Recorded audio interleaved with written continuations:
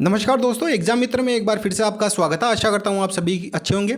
आप सभी के लिए खुशखबरी है। उत्तर प्रदेश बीएससी नर्सिंग के लिए आपके 2023-24 सेशन के लिए आपके एप्लीकेशन फॉर्म है वो जारी कर दिए गए हैं।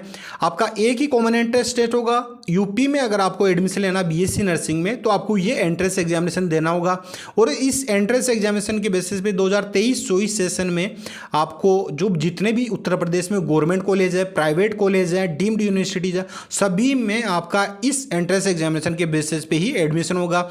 इससे पहले कुछ ऐसे इंस्टीट्यूट थे जिनका नीट के बेसिस पे होता था या कुछ का अलग से एंट्रेंस एग्जामिनेशन होता था, लेकिन इस बार 2023-24 सेशन में आपके कौन कौन से इंस्टीट्यूट इंक्लूड किए गए हैं।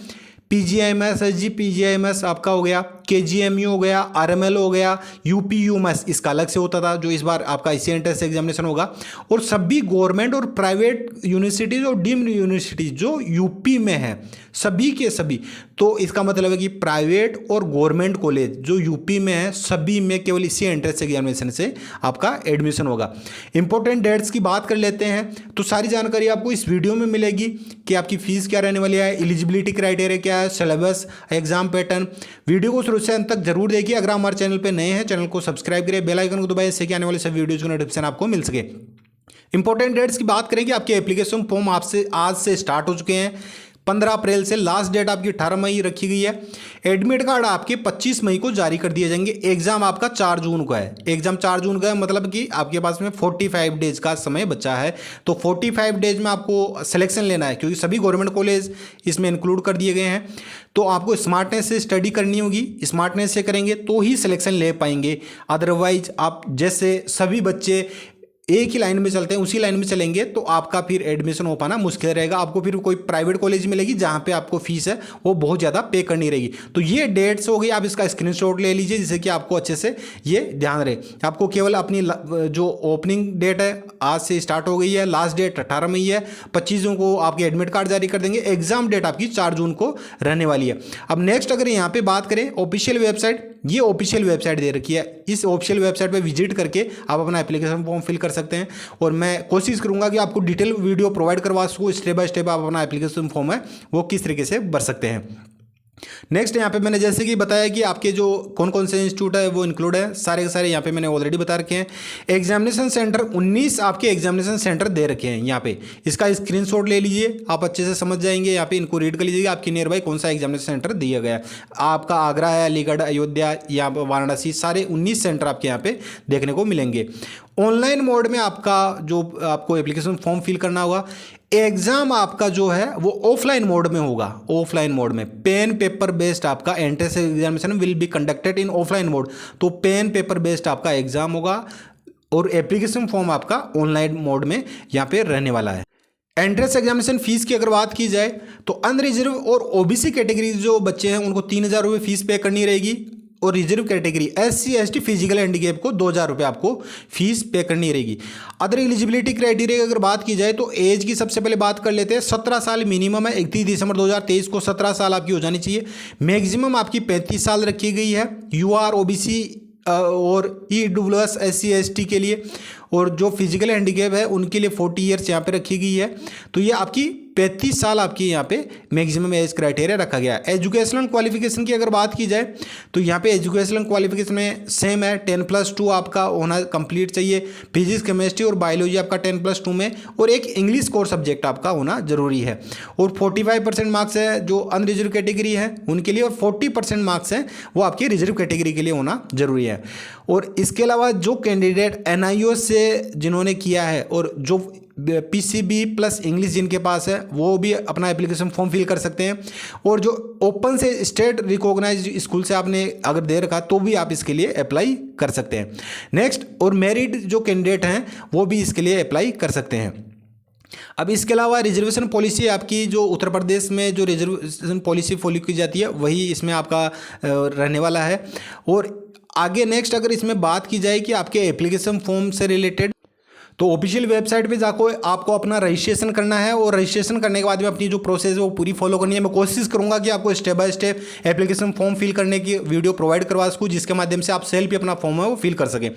अब एग्जाम पैटर्न और सिलेबस की अगर बात की जाए तो एग्जाम पैटर्न आपका यहाँ पे देख सकते हैं 4 जून को आपका एग्जाम होगा। टाइम आपका 11 से 2 बजे, 3 घंटे का टाइम, मतलब कि 180 मिनट आपको दिए जाएंगे। और जो आपका एडमिट कार्ड में एग्जामिनेशन सेंटर रहेगा, मोड ऑफ एग्जामिनेशन है एमसीक्यू टाइप रहेगा, एमसीक्यू मल्टीपल चॉइस क्वेश्चन पूछे जाएंगे इसमें। और जो क्वेश्चन है टोटल वो आपके 200 क्वेश्चन आपके यहाँ पे रहने वाले हैं। नेगेटिव मार्किंग नहीं रहेगी, यहाँ पे बिल्कुल क्लियरली मेंशन कर रहा है। हर एक क्वेश्चन का 1 मार्क्स आपको दिया जाएगा। और आपका जो पेपर है वो इंग्लिश लैंग्वेज में रहेगा। काफ़ी सारे स्टूडेंट का कमेंट्स में ये आएगा, अगर जिन्होंने वीडियो पूरा देखा होगा तो वो ये नहीं पूछेंगे, लेकिन काफ़ी सारे कैंडिडेट ये पूछेंगे कि सर एग्ज़ाम इंग्लिश में होगा या हिंदी में होगा। तो आपका जो पेपर है वो इंग्लिश लैंग्वेज में ही रहेगा। सिलेबस की अगर बात की जाए तो सिलेबस को यहाँ पे 5 पार्ट में डिवाइड किया गया है। 5 पार्ट में किस तरीके से? Physics, chemistry, biology, GK and English, ये आपका एक पार्ट हो गया। और आपका हो गया nursing aptitude.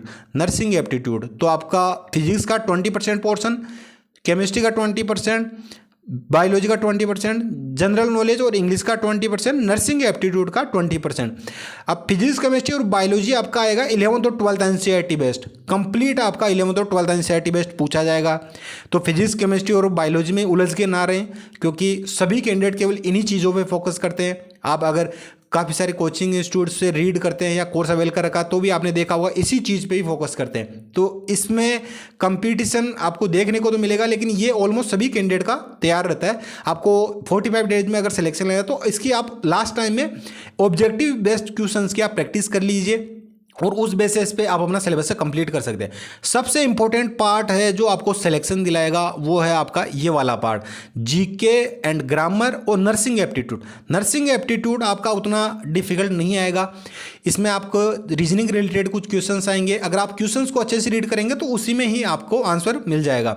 GK and grammar का जो पोर्शन है सबसे इंपॉर्टेंट है, इस पर बहुत कम बच्चे फोकस करेंगे। तो आपको अगर अलग हट के अपनी प्रिपरेशन करनी है तो इन पे आपको बिल्कुल पूरा फोकस करना है, क्योंकि आपके जो 20% आपका पोर्शन आएगा 40 मार्क्स का आपका जीके एंड ग्रामर का आएगा, 40 मार्क्स का आपका आएगा यहाँ पे नर्सिंग एप्टीट्यूड का। तो 80 मार्क्स के ये 2 पोर्शन आएंगे और 120 मार्क्स का आपका रहेगा पीसीबी का पोर्शन।